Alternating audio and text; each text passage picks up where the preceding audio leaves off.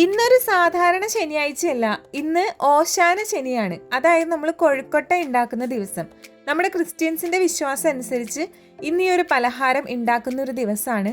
ക്രൈസ്തവ വിശ്വാസം അനുസരിച്ച് ഈശോ ലാസറിന്റെ വീട്ടിലെ സന്ദർശനത്തിന് ചെല്ലുമ്പോൾ ലാസറിന്റെ സഹോദരിമാരായ മർത്തയും മറിയവും കൂടിയും ഈശോയ്ക്ക് ഉണ്ടാക്കി കൊടുക്കുന്ന ഒരു പലഹാരമാണ് ഇത്.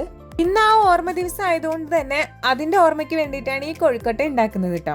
അപ്പൊ വീട്ടിലെ എല്ലാ അംഗങ്ങളും കൂടി ഒരുമിച്ച് ഉണ്ടാക്കണം എന്നാണ് പറയപ്പെടുന്നത്. അപ്പൊ ഞാനും അമ്മയാണ് വീട്ടിലുള്ളൂ, അതുകൊണ്ടാണ് ഞങ്ങൾ രണ്ടുപേരും കൂടി ഇരുന്ന് ഉണ്ടാക്കുന്നത്. എപ്പോഴൊക്കെ കൊഴുക്കട്ട ഉണ്ടാക്കോ അപ്പോഴൊക്കെ ഇത് എന്തിനാ ഉണ്ടാക്കണേ, ഇതിന്റെ ചരിത്രം എന്താണെന്നൊക്കെ അമ്മ ഇങ്ങനെ പറഞ്ഞുകൊണ്ടേയിരിക്കും. എല്ലാ കൊല്ലവും ഞാനിത് കേൾക്കാറുണ്ട്. എന്നാലും ആദ്യം കേൾക്കുന്ന പോലെ ഞാൻ തലയാട്ടി അങ്ങനെ ഇരിക്കും കേട്ടോ. എനിക്കാണെങ്കിൽ ഈ കൊഴുക്കട്ടയുടെ ഉള്ളിൽ വെക്കുന്നൊരു ഫില്ലിംഗ് ഉണ്ട്, അതിന് വേണ്ടിയാണ് ഞാൻ ഈ ദിവസം കാത്തിരിക്കുന്നത് കേട്ടോ. കൊഴുക്കട്ട അങ്ങനെ കഴിക്കാതെ ആ ഫില്ലിങ് മാത്രം കഴിക്കാനാണ് എനിക്ക് കൂടുതൽ ഇഷ്ടം. ഈ പലഹാരത്തിന് എല്ലായിടത്തും കൊഴുക്കട്ട എന്ന് തന്നെയല്ലേ പറയാ. ഡിഫറെന്റ് പേരുകൾ ഉണ്ടെങ്കിൽ കമന്റ് ചെയ്യണേ.